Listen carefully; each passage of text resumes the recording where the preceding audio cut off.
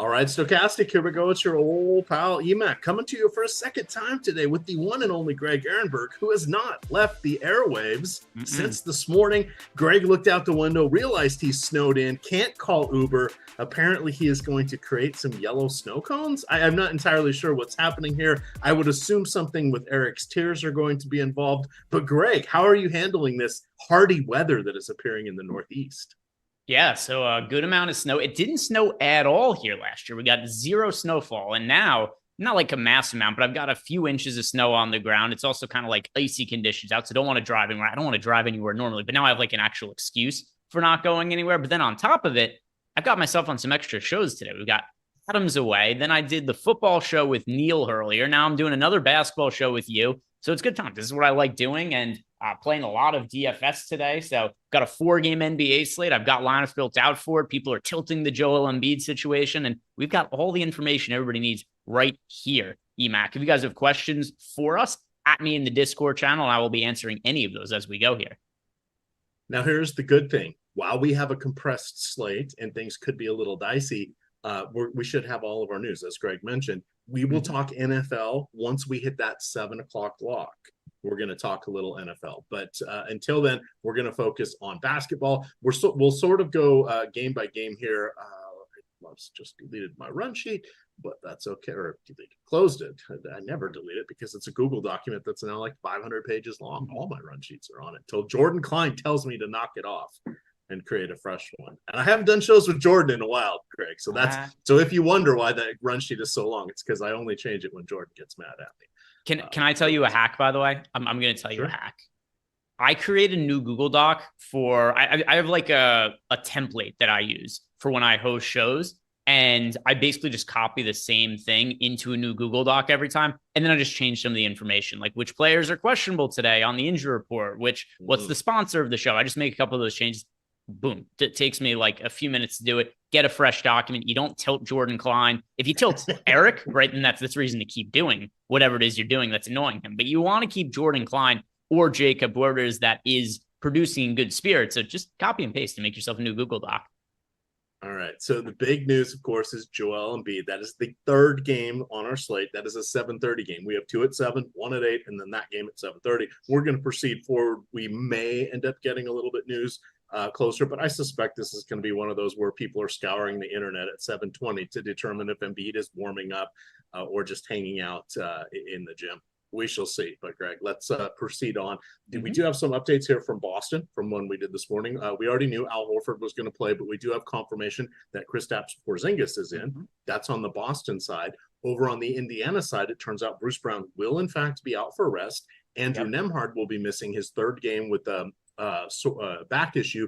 Isaiah Jackson's been dealing with a fractured pinky on his right finger. He is right-handed. He's been managing that. It hasn't really cost him any recent games. He is good to go. And then Aaron Nesmith, who twisted his ankle, I think it was about 15 or 17 minutes of his playing time into the game in the last outing. He's good to go as well. So we have full knowledge of that. The Boston Celtics remain 7-point favorites. We have a 249.5 implied point total. It hasn't really broken through at 250 at any of the places I was keeping tabs on. Greg, what do you got for this game now that we have a solidified rotation there for the Pacers? This kind of means that TJ McConnell probably not going to be in the cards tonight, or do you have a different lead? No, I mean, we've got Andrew Nembhard out, and McConnell's been playing the backup point guard minutes. So it is a little bit of a tricky slate in terms of there's only 4 games. Joel Embiid is officially listed as questionable. Seems like it's going to be a game time decision. I do think he's probably at this point a little bit more likely to play than sit, just because the fact they played yesterday, it's a tail end of a back-to-back. If it was a planned rest, which is kind of what this is, then I think they probably would have ruled him out earlier. So I'm like 75-25 in favor of Joel Embiid playing. Now, with that said, I do want to make sure that I give myself some sort of flexibility to be able to get to players from the 76ers should Joel Embiid be ruled out. So I have a little bit more of a priority on certain spots that are later in the night that I did positive ROI boost to in the sim. So just to make sure I'm giving myself a little bit more flexibility there. But no, I view TJ McConnell as one of the better overall value plays on the slate. I've got everything run through here for both sites, and McConnell's one of my more rostered value players. So, one other thing that I should mention, though, is that McConnell's a value play on DraftKings. He's much more expensive on FanDuel. So he's still in play on FanDuel, but he's not as strong of an option as he is on DK. So what is your estimation for his minutes in this situation? Is it kind of 17 with potential gusts up to 22? Maybe an accumulation to 23? I'm trying to throw some weather references your way for this nor'easter. Did you see that? I did. We've got a weatherman EMac right here, and we do have updated projections. They got updated a little bit before the show for everything that there is to know about the injury situation. And we have TJ McConnell in for 20 minutes right now. So 20 minutes for TJ McConnell at $4,100 does make him look like a pretty solid salary saving option. Whereas we go ahead and look over at the FanDuel slate, I hardly get to nearly as much as I do on DK just because McConnell is $5,600 on FanDuel. And that makes a lot of sense. We're seeing some dichotomy between the sites here.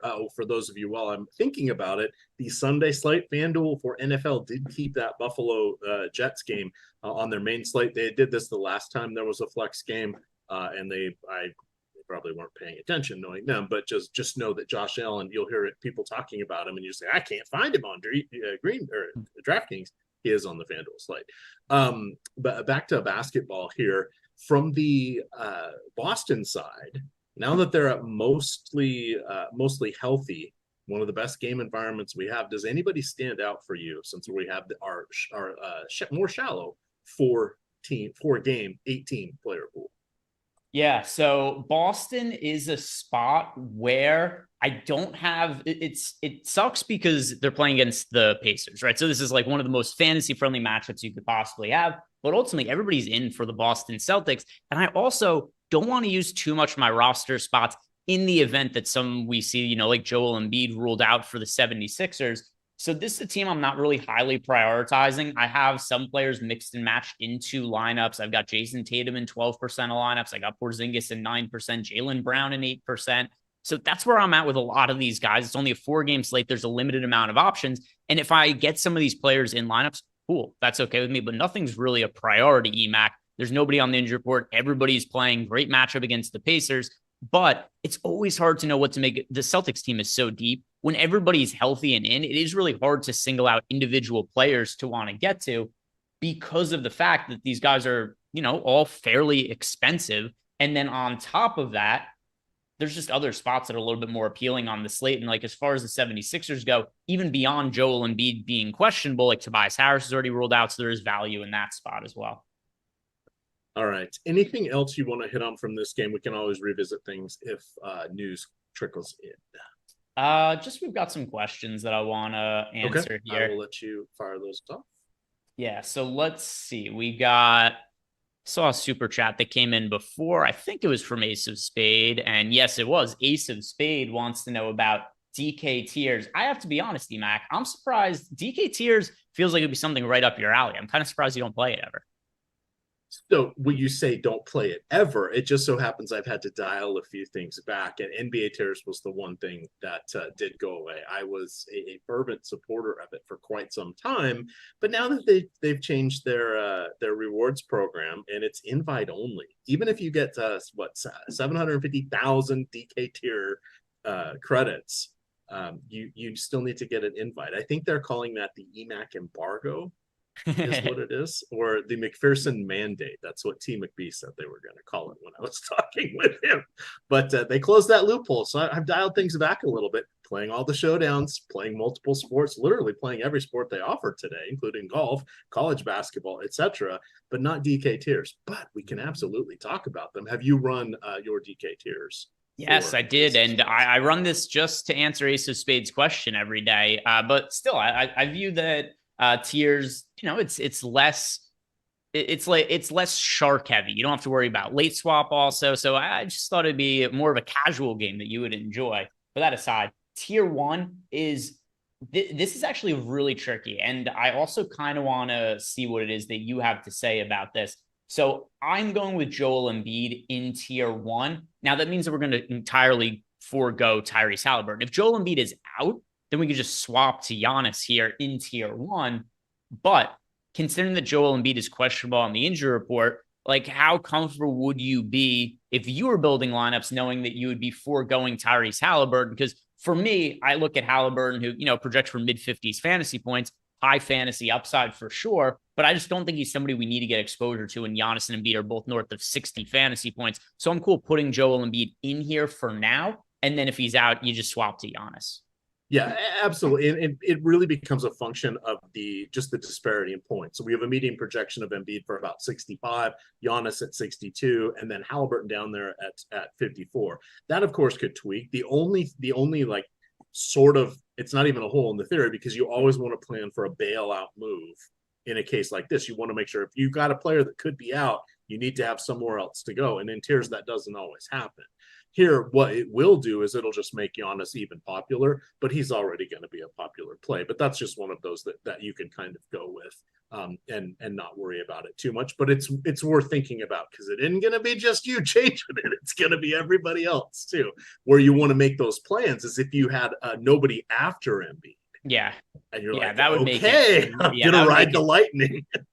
That would make it really difficult, but we still do have the Giannis to swap to there. So tier 1, that is going to be Embiid, is my favorite overall option. Tier 2, Jason Tatum. Tier 3, it is already Tyrese Maxey for me. And then if Joel Embiid gets ruled out, it's like Tyrese Maxey by an even wider margin. But anyway, Tyrese Maxey in tier 3. Tier 4, Kyle Kuzma. Tier 5 is very, very close. I mean, Drew Holiday, Jabari Smith, OG Anunoby, all these guys project fairly similarly here. I'm going to go with Jabari Smith, but I think there's a number of different ways you can go. I mean, we've got Jabari Smith, Drew Holiday, OG Anunoby. These guys are all projected very, very similarly. And then tier 6, this is another one that I think is pretty clear. Isaiah Hartenstein, I think he's somebody you guys should be going with there in tier 6. So Ace of Spade, thank you for the super chat. And for everybody else, like the video and subscribe to the YouTube channel if you haven't done it already. But Ace of Spade, thank you for the support. Likes and subscribing. That's the easiest way for you guys to support the channel.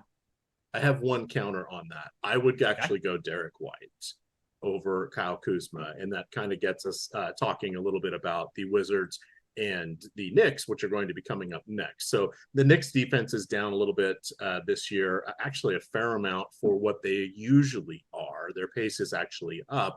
I think that was part of the impetus for getting OG Anunoby, even though he's kind of a similar player as RJ Barrett, but we don't need to get into that right now, because Derek White, the interesting thing there is he is just 3 points behind Kuzma in a median fantasy projection on DraftKings. However, the Wizards, they're unabashedly tanking at this point. In the last 2 games, they've had no starter play more than 23 minutes and no starter play more than 26 minutes.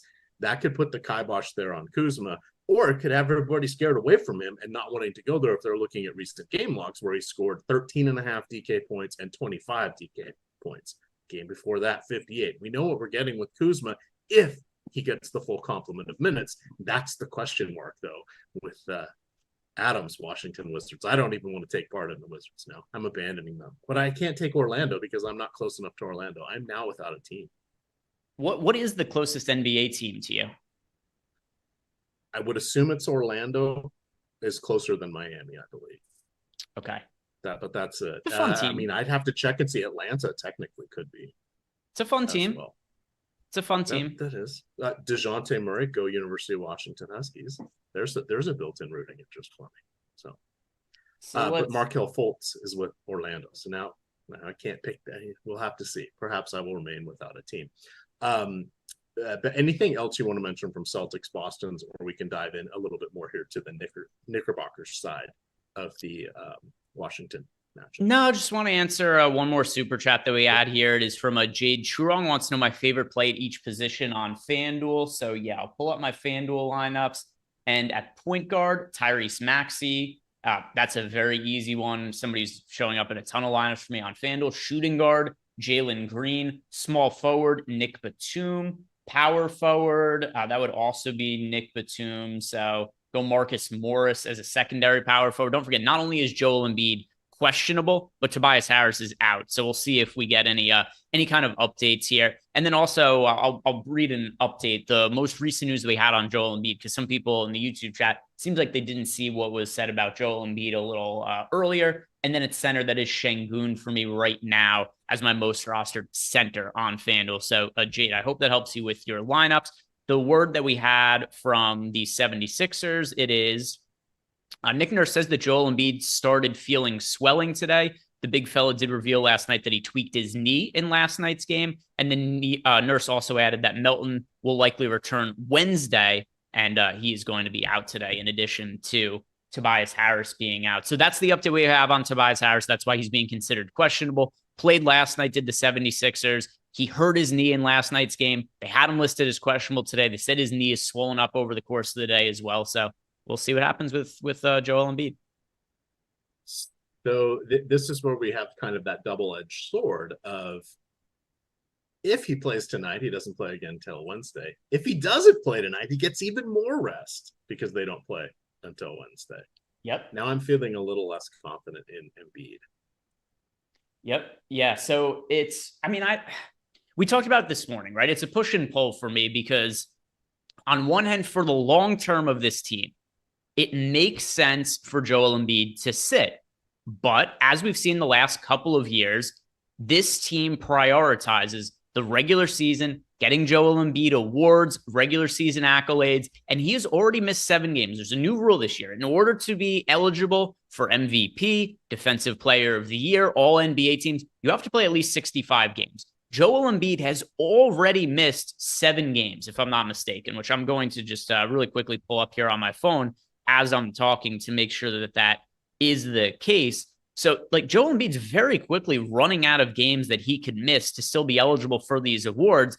And if the past serves as any prediction of the future, they've really prioritized, even at the end of the year. If you remember a couple of years ago, I really thought the 76ers handicapped themselves in the playoffs by playing Joel Embiid big minutes towards the tail end of the regular season. They had him playing like 40 minutes in back-to-backs to give him a chance to win the MVP. And by the way, yeah, Joel Embiid has already missed 7 games. This would be his 8th missed game. So he'd already be like halfway to missing his games played allotment. So if something goes wrong later on the year and he sprains an ankle and he has to miss a couple of weeks, then like he really quickly runs out of eligibility to win these awards. So with that in mind, like what Nick Nurse is saying seems to be in line with him sitting. But Joel Embiid also might look at the potential MVP award, which he's the betting favorite to win, and say, I want to play so I could still be eligible for those awards.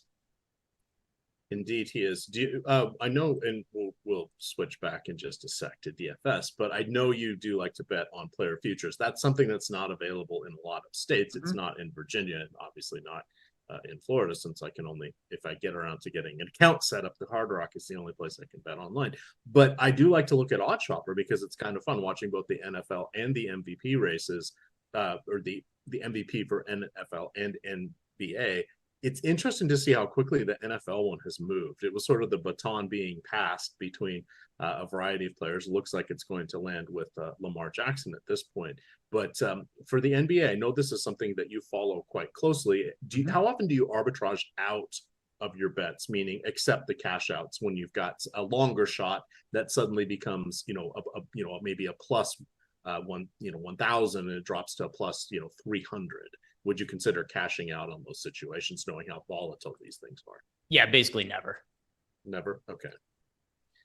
I was hoping to set you up with some savvy betting strategy. I guess that means we just really should join OddsShopper, where you can get in all the good stuff, $14.95 per week or $49.95 per month. You can also see on the OddsShopper page there are a variety of sportsbooks you can sign up with that will also get you a free month, or in some cases 2, of OddsShopper if you have not signed up with those yet. But that is a way you can look for plus EV, that's expected value. I'm plus EV, that's entertainment value when it comes down to the different things that we're looking at. But in addition to sports wagering, we also cover all the pick'em sites, such as Better, which is the sponsor of our show, and they're giving you a $500 deposit match with your first deposit if you come through the promo or in the link below us here in the YouTube description.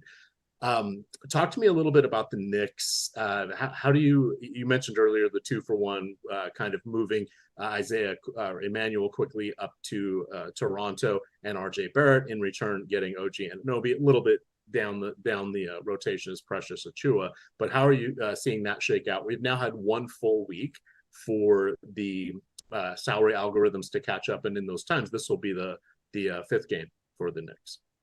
Yeah, so given the matchup that we have against the Wizards, should be a high-paced game. The Knicks have one of the highest team totals on the slate as well, which is included into our projections as part of the algorithm. The Knicks looked really good, particularly because I know that some of these players have been priced up. Like Anunoby's a little bit more expensive, still certainly playable, but the rest of these guys are simply too cheap, and they're playing ridiculous minutes right now. So Julius Randle, the last couple of games, EMac. So last game was yesterday was a blowout against the 76ers, but the games before that, 39, 36, 39 minutes for Julius Randle. Jalen Brunson, the games before last night's blowout, 38, 41, 41. So we're seeing just a ton of minutes going to these core guys for the Knicks.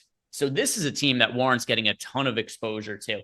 Hartenstein, Josh Hart, Jalen Brunson, Julius Randle, even Quentin Grimes, who's only 3,200. I view him as one of the better value options that we have on the DraftKings slate. He is somebody who's also worth getting to. Over on FanDuel, Quentin Grimes not anywhere near the priority that he is on DraftKings. So on FanDuel, Grimes is 3,900, so he's $700 more expensive.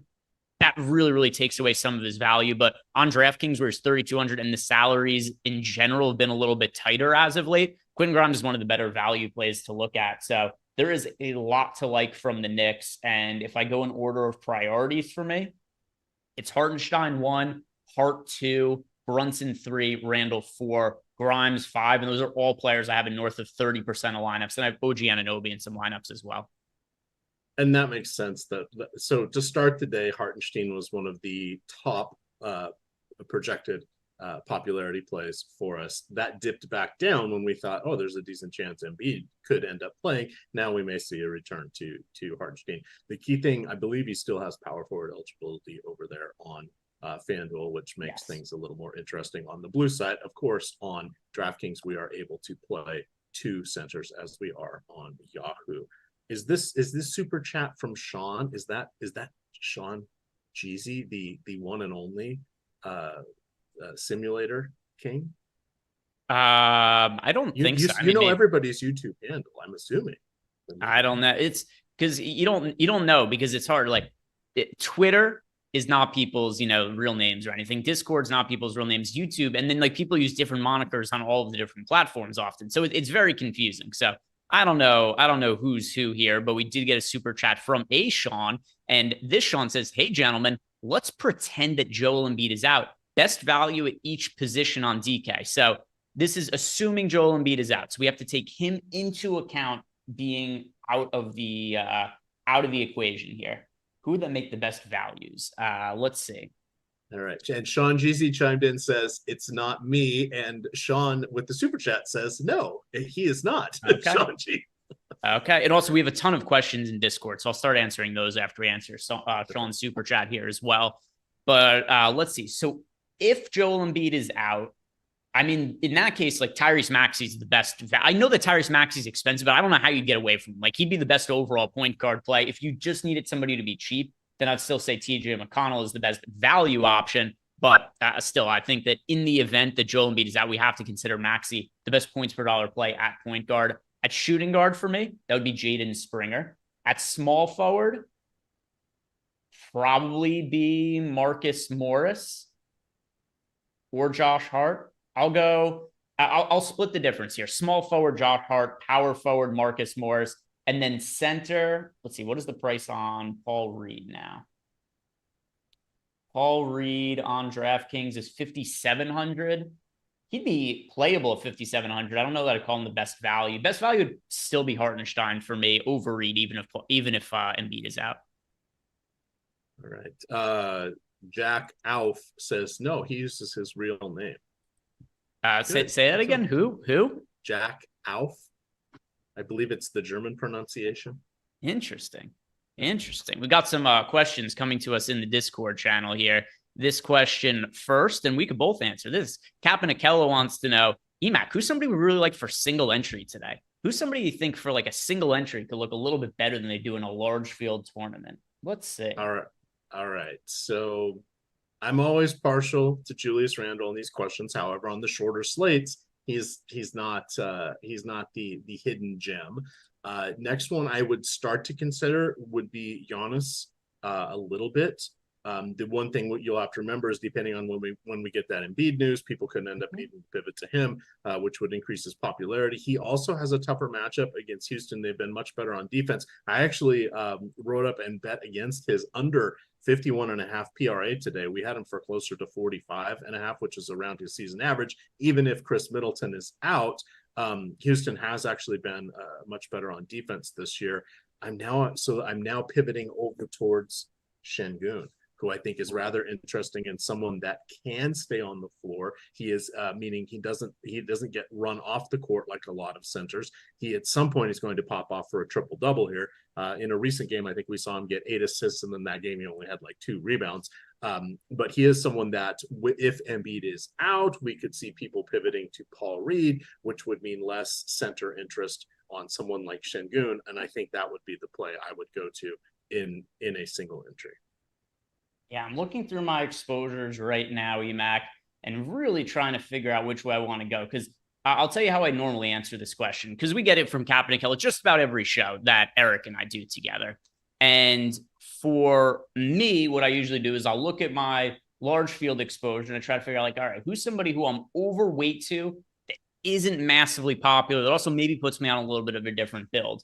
And to me, the answer for that is going to be Jaden Springer, who I know we don't have like some sort of massive projection on 13.76 fantasy points, but there are very, very few viable punt plays today that are right around that min price on DK. He's only projected for 15% ownership, and he would look even better in the event that Joel Embiid sits. So there would be more usage available when Jaden Springer's out on the court. So not somebody to be looking at on a full slate, but he projects relatively similarly to Quentin Grimes with half the ownership. So give me Jaden Springer as a single entry play, Cap and Akella. All right. Looping back, kind of using the Grimes to get us back to the Knicks here. How are you feeling about the guys coming off the bench with Grimes being one of them, potentially some extra run depending on what happens with this tanking Wizards team on the other side? You've got Josh Hart, who, of course, can fill up the box score in a myriad of ways when given the opportunity. Are those guys that are kind of on your short list as overlooked when we consider it's an 18 player pool, but are those guys kind of on your short list tonight? Yeah. I mean, just to go over, because I have my Knicks rankings from before. I mean, Josh Hart's the one I have the second most exposure to. It's Hartenstein 1, Hart 2, Brunson 3, Randall 4, Grimes 5, Anunoby 6. Okay. And is there anybody else from the Knicks you want to call out there? Not really. I'm DiVincenzo and Precious Achiuwa, they're kind of fringy options, but I have so much exposure to the other Knicks guys that I don't really want to force them in. And I am still trying to give myself some flexibility just in case Embiid is out. For the later stuff. Okay, that makes sense. How are you feeling about the Wizards after I kind of kiboshed Kyle Kuzma a little bit there? He, of course, would be the guy we like, but this whole minutes thing has been a little disconcerting. They are back at home. Those other 2 games were in Cleveland. Perhaps they give whoever ends up going to this game a little more to look at by playing their team, but who knows? Here's a trivia question. Who do you think will draw more fans? These smaller people playing in whatever they're calling the Verizon Center these days in Washington, or tomorrow's game with the Carolina Panthers hosting Tampa Bay, with Carolina having absolutely nothing to play for and a bigger stadium? I give the edge to the Wizards still. Sorry. Is there a weather factor here? No, but if it's nice weather, there are things to do other than going to a football game. And if it's bad weather, why would you go to a football game? So, yeah. It doesn't matter whether or not there's I mean, I guess I'll just guess the football game because it's football. Okay, fair enough. But back to your thing, back to you. Any Wizards information you'd like to disseminate? Yeah, lower priority team for me. The only player of more than 10% exposure to is Jordan Poole. So Poole is still somebody who I think has fantasy upside because, I mean, we've seen how trigger happy that he could get and how willing he is to shoot the basketball. Now, he shot so poorly this year that the unthinkable has happened. We've actually seen a slight decline in some of the usage for Jordan Poole, Mac. But with that said, I mean, you look at all the players in this lineup and their price tag, this is the cheapest pool has been all year by a pretty meaningful amount. So I'm willing to take tournament shots on him. But other than that, that's the only guy I've been north of 10% of lineups. And it's really just betting on previous upside of Jordan Poole and saying like, hey, go back to being the guy who took so many shots that he pissed off your teammate and they started punching you in the face in practice. Like, that's the guy we want to show up. The guy who's getting knocked out by Draymond Green in practice, not the guy who's got like a 10% usage rate from last game. So Jordan Poole, I can't imagine things are going to get worse for him than they've already been. I think this is the absolute floor for Jordan Poole. People aren't rostering him, and his price is at what I think is going to be the floor. And then in addition to that, it's a 4-game slate and he's, modest ownership. So I'm scarred for life. Your pal, the other Eric Lindquist, put out on Twitter that Jordan Poole has, like, I forget which defensive metric it was, but like the worst net rating / shooting something in the history. Let's see. I'm gonna guess here. I'll pull up the EPM stats. He's not the worst there. I mean, I'm sure he's towards the bottom, but he's not like first percentile or anything like that. But I'd wager a pretty good amount that he's one of the worst in the league rated out by EPM. So I don't know. And I'm not going to go to Eric's Twitter account. I'm sure shit not going to give him the view metric over there. I'm not going to give him any engagements or anything like that. There is that.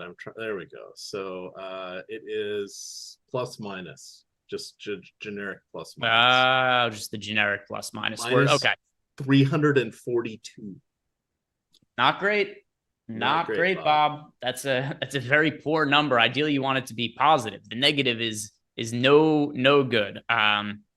We've also got a super chat. James Magruder wants to know the players I have the most exposure to on DK. Yeah, so as things stand right now, it is McConnell at point guard. That would be Maxey if Joel Embiid is out, though. Shooting guard, it is currently Jaden. Even though Joel Embiid is in, I still have Jaden Springer the most at shooting guard, reserving some lineups for him there. Small forward, Josh Hart. Power forward, also Josh Hart, but Julius Randle is my second most, then Isaiah Hartenstein at center. So those are the most exposure I have at each position there, James. And then we've got a ton of questions in Discord, EMac. Do we want to get to those now? Do you want to rattle those off? We've hit the first 2 games. Let's give it about 10 minutes, see if we get any Embiid news, and then we'll hit the other 10, or pardon me, the other 2 games, and then we'll spend 10 minutes once we get to lock talking a little NFL for you guys.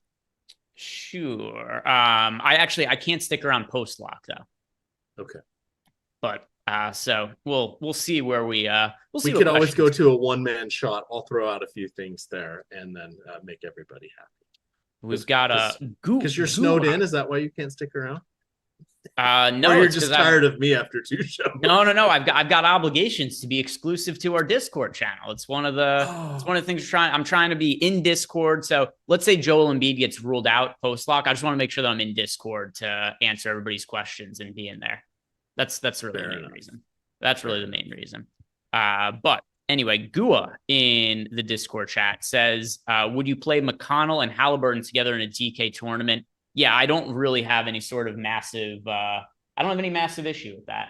And yeah, we did get the starting lineup for the Indiana Pacers, by the way. I don't know if you saw that, EMac, but we do have. I'm looking to see how much these guys have played together. So if you want to read that off, that would be great. Yeah, we've got the starting lineup here for the Indiana Pacers, and it is Halliburton, Hield, Nesmith, Smith, and Turner. So we talked about the Pacers before, and I think this kind of changes everything that we had already mentioned about the Pacers before. But to me, Buddy Hield is now an option that I wasn't really getting to before.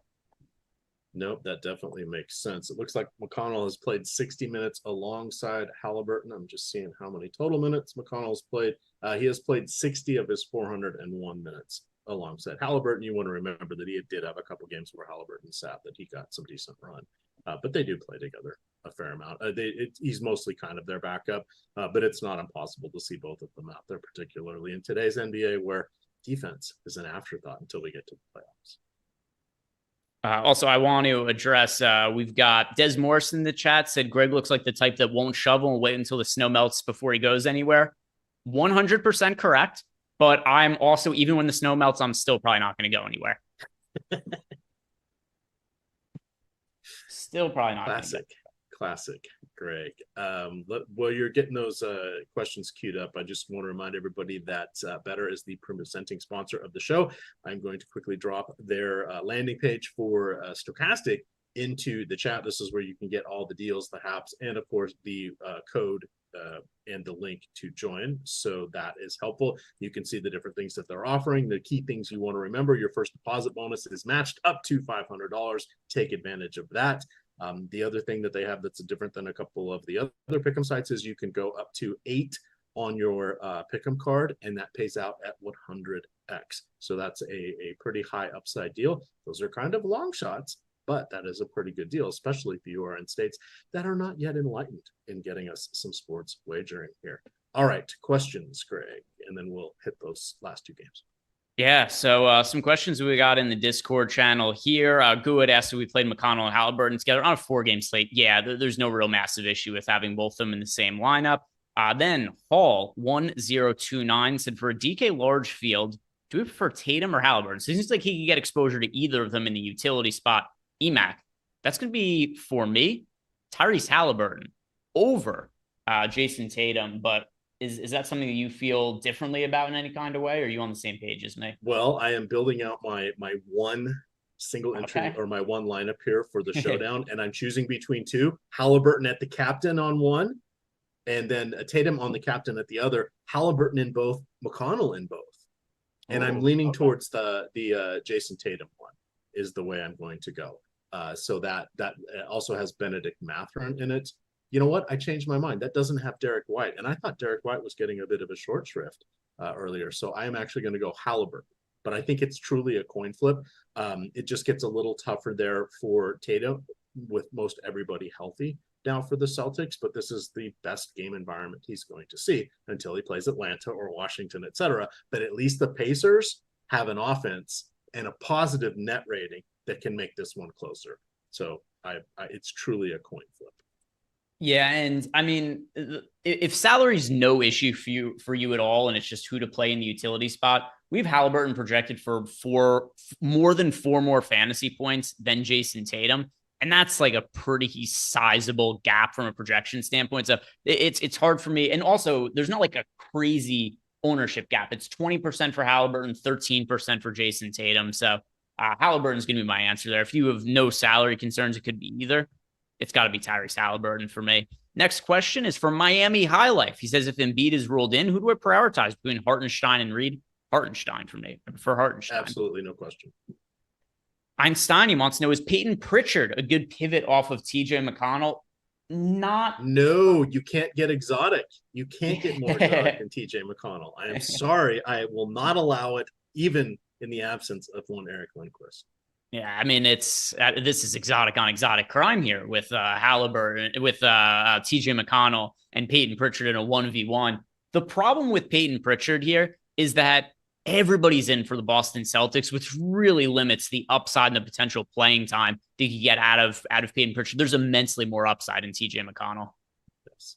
I would say if Pritchard was playing somebody like the Washington Wizards, where he could get serious 4-quarter mop-up duty, he would take something like that to have me leaning towards Pritchard, or as Greg mentioned, a couple players out. And let's see, what else do we have as far as questions go? JEW says, if Embiid sits, what 4 FanDuel players would I prioritize? So this is if Embiid sits, who are we prioritizing on FanDuel? So a lot of 76ers. It's got to be Maxey. Right? I mean, it would be all 70. It would be Maxey, Morris, Batum, and Kelly Oubre. Those are the 4 players I'd prioritize on FanDuel. And we're already going to have to make the Hartenstein decision point, but we can put him at power forward. Yeah, I think that's the way to go. And then if you need a true bailout or salary and you've got that center spot, you still have Şengün.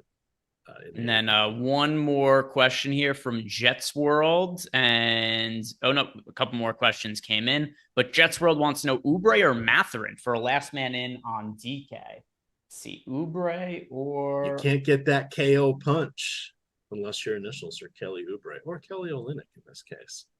I would go Kelly Oubre. It is tough, right? Because as things stand now, I'm probably a little bit more inclined to go to, let me see, where do I have Mathurin in my lineups? It's Kelly Oubre for me. Kelly Oubre, especially because of the potential that Joel Embiid would sit, and then you get the the extra boost there for Oubre. So Jets World, go with Oubre. I feel pretty good about that. Four-pronged dinger says that he is expecting the Knicks to steamroll tonight. Should I avoid the Knicks in single entry? So I would say, one, it's hard to build lineups assuming there's going to be a blowout, but I think that you are making a mistake if you forego the Knicks in single entry against the Wizards tonight. This is one of the teams I have the most exposure to.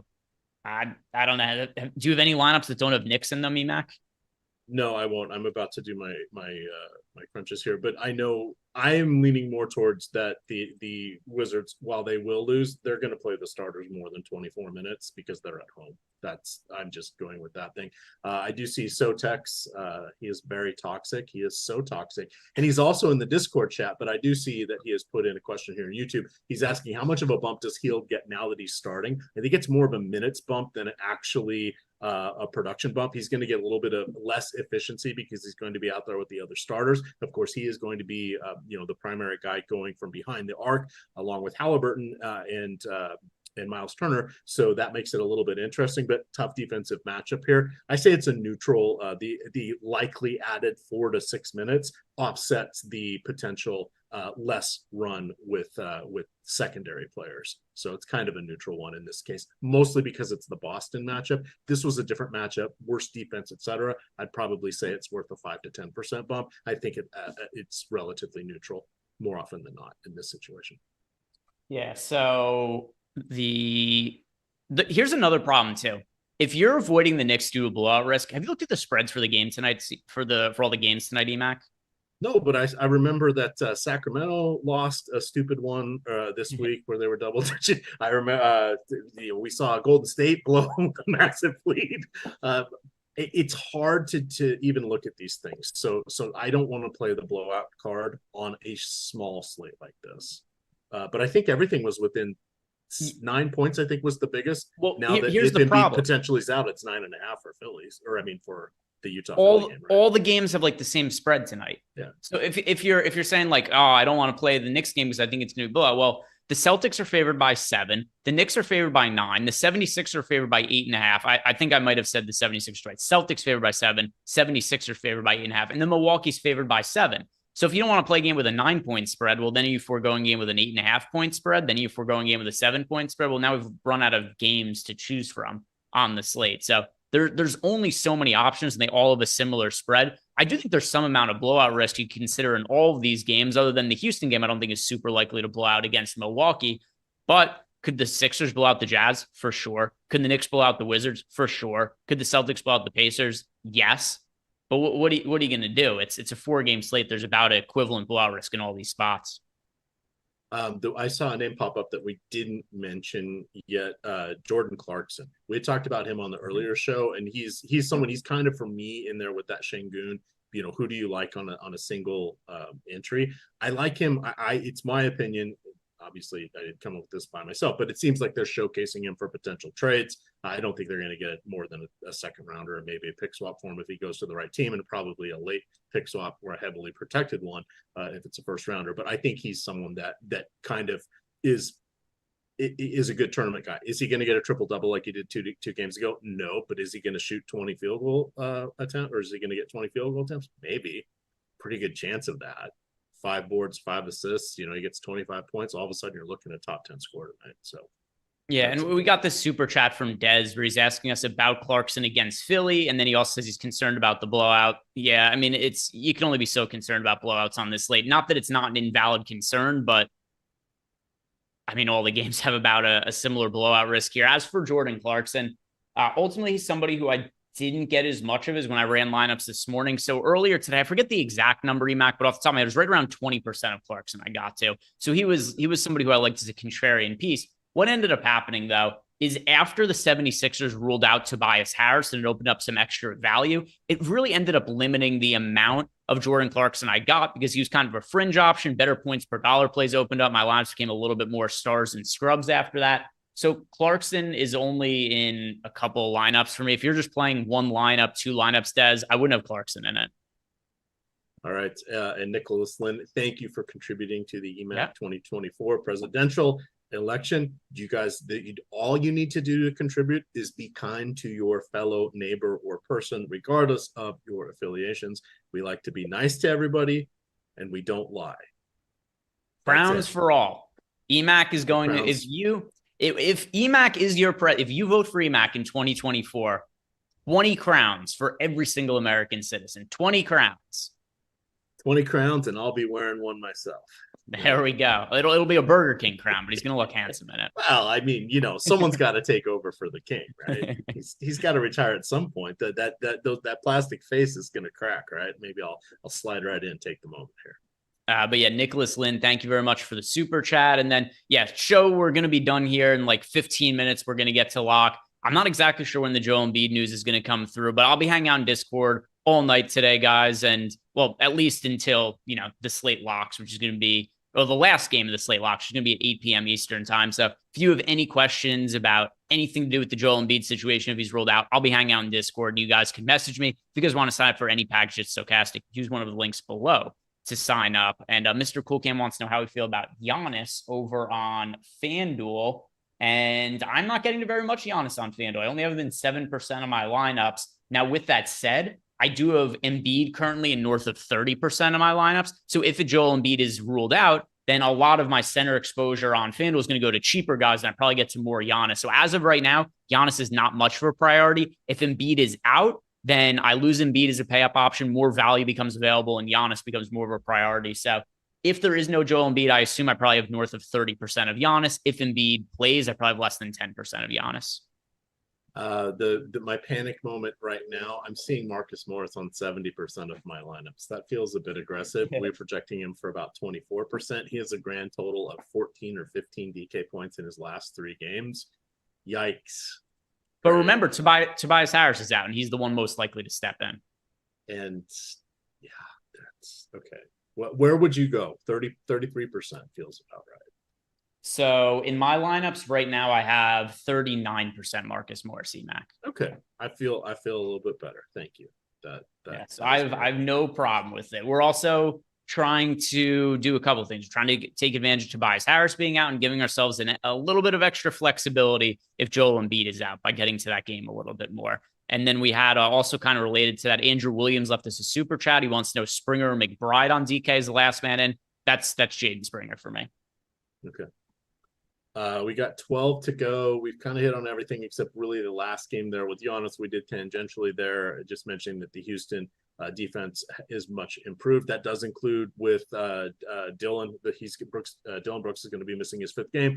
Tariq Eason is going to be missing his 3rd consecutive game. But we've seen Fred VanVleet do a surprisingly good job. I mean, he's always been good on offense, but he hasn't been a complete sieve on defense. It's more team defense, but I've actually been impressed when I've been watching the games, because he, of course, is my favorite player. Giannis is always going to be intriguing. I think this is a Lillard spot. It is one, having watched a lot of Portland games from when they were on West Coast, and I love Kevin Calabro from his days when he used to call the Seattle Supersonics in the mid to late 80s. That was a good time. I like the matchup here for Lillard. We've had some uneven performances from him, especially in those just delightfully fantasy friendly games against the Pacers. But even though this is a tougher matchup, I like how he will probably end up going against VanVleet on defense. Not that, I mean, everybody sort of plays a matchup zone at this point, but there's no real stopper out there for him. And I think there will be other people that Houston need to guard tonight. So I'm kind of leaning into the Lillard tournament opportunity here. Do you have any thoughts you want to hand out for this game? So as far as the Houston Rockets go, I am getting to very minimal exposure to everybody other than Şengün as a pay-up option. He's the only player on the entire team I have north in 20% of my lineups. And I mean, it's just we're getting a good amount of value that's opening up because of the situation with players being out for the 76ers and just trying to find guys to spend up for. Şengün's one of them, but no kind of real crazy stand for me. And then Milwaukee is a team that, as things stand now, I have almost no exposure to. And that's going to change a little bit if Embiid is ruled out. Mentioned it before, I'll get to more of Giannis. But as of now, there's nothing I really want to get to from Milwaukee. Of any team that's on the slate, I do think they're probably in the worst spot. Okay, that makes sense. We've got about 9 minutes to go here. Where are you landing with Embiid in your as you're getting your last of your portfolio ready, doing your final tweaks there? How much sort of air quote placeholder Embiid are you looking at? Yeah, let's see. So I just did one final run of lineups to make an adjustment to get some extra minutes for Buddy Hield, which I know Rich also posted in our Discord channel that is all updated. Let's see. Joel Embiid, what did I land as my final number? I have I ended up 46% of Joel Embiid in my final run here, EMac. 46%. Wow. So you are making a stand here. I like it. To an extent I am, but by the way, I have way too many. How do you do this when you're on shows? By the time we get to the end, particularly on an NBA show where you're updating some lineups, do you have a gazillion tabs open on your computer? I can't find the various tabs. I try to keep the DK upload tab to the far left on one of my windows so I know where to find it in my mad scramble. Aside from that, yes, I think I have 19 windows open or 19 tabs open across 3 different windows. Plus I've got Excel and I have the Zoom because I like to see what you're up to when you're talking here. Yeah, so what I end up doing is, because every time I make a new set of lineups, I'm opening up CSVs and whatnot. So by the end of the show, I'll have way more CSVs up on my computer than are manageable. And then I'm always wondering if I'm copying and pasting the correct lineups. And which every once in a while, I'd say probably once every 2 months, I look at my exposures and I'll say, like, why am I playing these guys? And I realize, like, oh, great, I apparently copied and pasted the wrong set of lineups. So always make sure that I label everything correctly. But I'm all good to go now. I've got my last set updated and uploaded, but we also do have some questions that are here for us in the Discord. I'm uploading mine right now, and then I can do a rapid fire NFL at the end here. All right, so Eamon Thompson, we've got Mod Dub T wants to know, is Eamon Thompson a good pivot off of TJ McConnell? So let me also go and check my most recent lineups to see where I landed with everybody. And Eamon Thompson.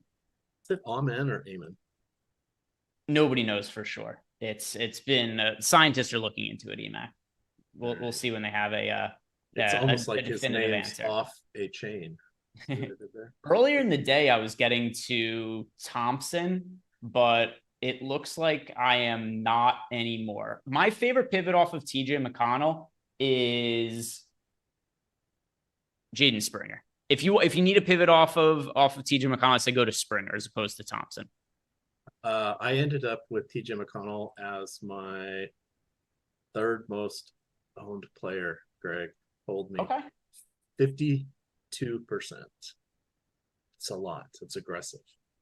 Yeah, I don't have an issue with that. I think McConnell is one of the better value plays we have on the slate.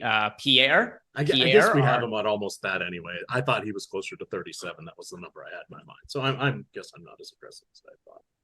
We've got a super chat here from Pierre. If Embiid is out, Oubre or Jalen Green on FanDuel? Oubre, for sure. I mean, we're going to really be prioritizing the Philadelphia 76ers guys in the event that Joel Embiid is ruled out. Next question here is from, it looks like Joel Embiid is not going to be playing, by the way. Joel Embiid is not on the court going through warmups. All right. That came out 15 seconds ago. It's a few different sites, but they are reputable. I would think he is probably not taking a pregame bathroom or pre-warm-up bathroom break at this point. Yeah, Greg, who was to take a bathroom break before starting it? It's not a break. Are you bailing entirely? Or are you going to wait for a little more information and use a Şengün or a Giannis pivot? Because now everybody is saying no Embiid.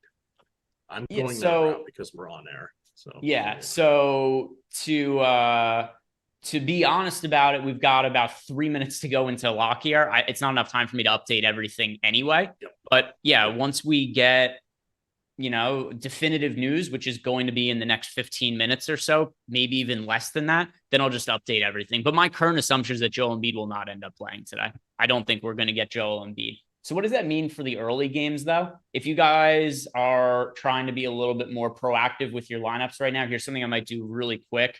is just an ROI upgrade to Jason Tatum in the Sims tool, an ROI upgrade to Tyrese Halliburton in the Sims tool. And the reason for that, EMac, is because what happens if Joel Embiid is out? We have extra value. We're also losing a spend up option. So the best way to go ahead and be proactive about this is you upgrade the pay up options from the early game. So that's what I think you guys should be doing. If you're using the stochastic Sims tools right now, go do an upgrade to Jason Tatum, an upgrade to Tyrese Halliburton. That's going to help get yourself to some lineups with studs. And then they're going to fit into lineups even easier once we get a definitive word there with all the kind of value. So that's the best way I think to play it right now.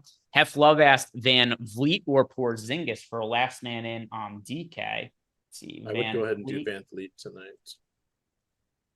Van Vliet or Porzingis. Ooh, that's very close. I'm going to go with Fred Van Vliet, though.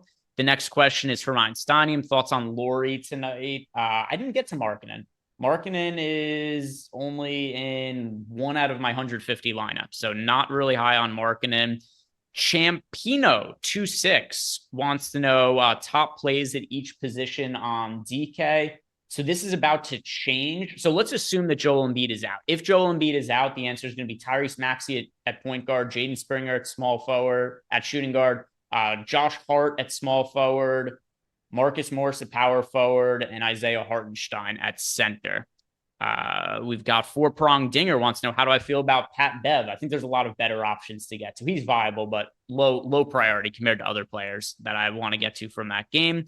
IC50 wants to know, can he play McConnell and Springer? Yes, there's no issue playing McConnell and Springer. And then Einstein wants to know, what do you think about Delon Wright on a larger, we were thinking about Delon Wright on a larger slate. Why not on this slate? Because there's a lot of value today. I have Delon Wright in 7% of my lineups right now. And if I'm not mistaken, there's more value tonight than there was the other Delon Wright game, if I remember correctly.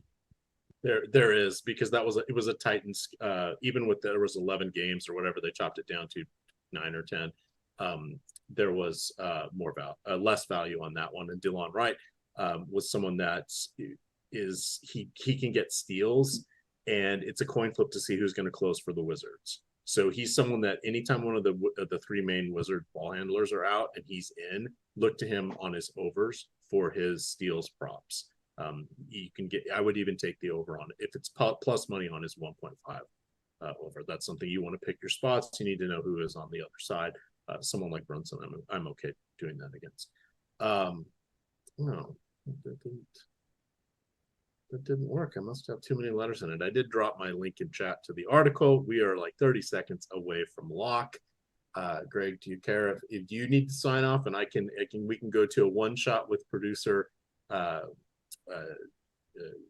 Jacob. I was gonna throw. Well, I was. You didn't call me Adam once this show.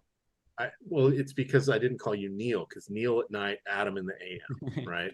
And I was gonna say Roach, but how do we have 2 people with the same last name working at our company? It's funny, but that would be Ron, aka News God, and Jacob. But then I got hung up and was like, does he like Jake or Jacob? And I think it's Jacob, but I'm not sure. But one of my best friends is Jacob, but he goes by Jake only. Yeah. Hey, so we did get a super chat here about the football game. So I'm going to go hang out in Discord. EMac, if you want to stick around and talk about football, you guys hang around, hang out with EMac. And EMac and I are going to be back Sunday Night Football tomorrow.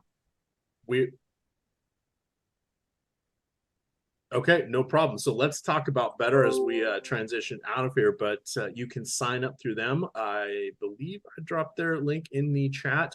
That will get you to our landing page. And the key thing about that is it gives you all the haps, all the details. The nice thing about better, $500 deposit match going on right now. We know these things go away. It wouldn't surprise me if this one doesn't even make it to the Super Bowl. So if you have not yet thought about joining, or you're on the fence, get in there, get that $500 deposit match. These things do not grow on trees.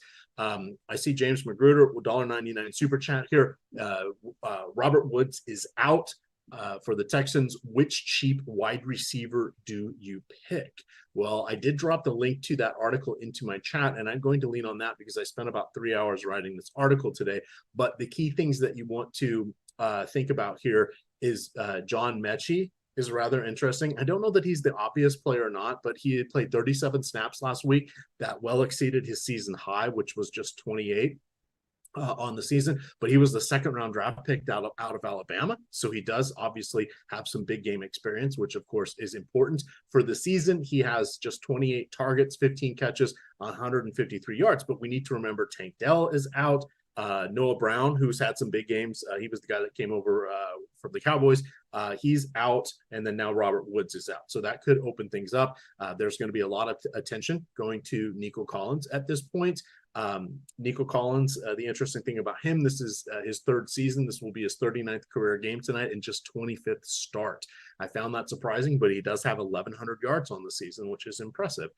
Even when we remember they get the extra game, but he's playing his extra game tonight, right? So that was over technically a 16-game season. The other guy you can pivot away from Mechie from is another rookie. This is a sixth rounder out of Iowa State. Shout out to our friend Eric Lindquist, who went to Iowa State, but that's Xavier Hutchinson.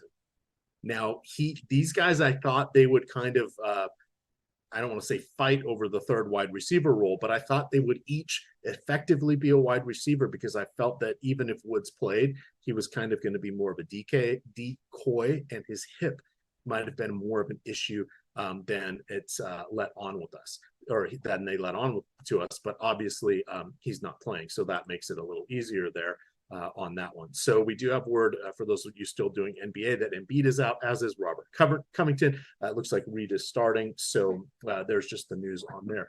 Kind of breaking this game down from a really high level, winner essentially is in the playoffs with a chance to take the AFC South. They would need Jacksonville to lose. So if you're an Indy fan, hey, sorry you let Taylor sit out those first four games, because they went 2-2 in those games. Just think, if they had won one of them, including the opener against Jacksonville, they'd be in the driver's seat right now and looking at a stronger chance for some home field advantage. So CJ Stroud came in as the number 6 running back or a quarterback for this week. He is the league leader for the rookie of the year. This is an interesting matchup for him. He was missed a game or two because he was in the concussion protocol, but he was back last week. They didn't really need him to throw a lot, because they being the Texans manhandled the who were they playing last week? The Tennessee Titans, and he was able to, get him the win. He only threw for 214 yards, but the Titans' only score was a field goal with time expiring at the end of the second quarter. So that game was never really in doubt. So the thing you want to remember is Stroud got to the Colts. This was a million years ago. This was in week 2, but he did get him for 384 yards and 2 touchdowns. Again, that was a lifetime ago in NFL terms, but in the last 8 games or 7 games for the Colts, here's who they've played: Bryce Young, Mac Jones, Bailey Zappi, rhymes with crappy, Baker Mayfield, Will Levis, Jake Browning, Mitch Trubisky, Mason Rudolph, Taylor Heineke, and Aiden O'Connell. Pretty much everybody there except for Bryce Young, the backup quarterback, and Baker Mayfield. But we all know what Baker Mayfield's about. They haven't seen a good quarterback in a long time. So I think Stroud is kind of interesting. Running back, it looks like Devin Singletary is the bell cow. He's going to be very popular, but worthwhile. An interesting one, Dare Ongumbuale. Sorry, I'm butchering the name. He has the $200 minimum on DraftKings. I call that out. He's not had more than 2.5 PPR points in any game this season, but at $200 minimum, he has actually outsnapped Dameon Pierce significantly, expecting 2 carries and maybe a target. That $200 could get you something. Of course, now we have all the cheap wide receivers coming in on the Houston side, or cheaper wide receivers, so those fantasy points per dollar ratios have come down, but he is someone I do like on the short list. Dalton Schultz is going to be absolutely a core play. He's going to be very, very popular, not going to be sneaky at all. He's going to be on the field for around 80% of the targets. He's 80% of the snaps. He's second on the team in targets, but he has become a trusted option. I didn't see the status of Andrew Beck. He's kind of a fullback tight end, but he is, he could take a little bit away from Eric Sauerbert. I'm not really worried about him, but Brevin Jordan, I think, is an okay play for a discount dandy around lineup 20 in the single entry builds. The Colts had just 1 sack last week, but they got 6 against the Falcons. So that's important to note. But Houston has 18 sacks over the last 4 games. So they just stumbled down the stretch a little bit. Gardner Minshew, okay, another backup quarterback. He is getting a decent matchup here. He has been solid in replacing Anthony Richardson, but remember, he's a backup for a reason. He's been backup for 3 different franchises.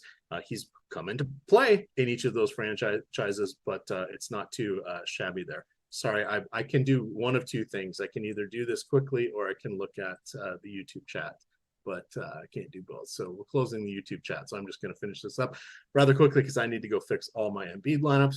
A running back, the Jonathan Taylor, the way he is priced, it is a gigantic tag that he is carrying. He basically needs to get a touchdown to pay off tonight. And he's gotten one in each of the last 2 games, but he does have a tougher matchup against the Houston rushing DVOA. It's hard to get too excited for him to call that price out. It's $10,000 on DraftKings, $15,000 on FanDuel. That is very, very expensive. That means Zach Moss, even though the game logs don't look pretty, at a fraction of the price is interesting. You could take the path of not playing them on the same lineup. Moss has missed the last 2 games, but he is playing tonight. He was dealing with the forearm issue. And then rounding things out, tight ends, you've got Kylan Granson and Mo Alley Cox are going to play a fair amount. I like Will Mallory. I ended up using him in a couple of my $20 big tournament lineups on DraftKings because I felt he was a good pivot away from Schultz and Granson. Again, we're playing single game slate, so the positions don't matter, but he is someone down there in the discount dandy bucket, which is interesting because Drew Ogletree is out. Some legal issues because he is an idiot and he is on the commissioner's suspension list.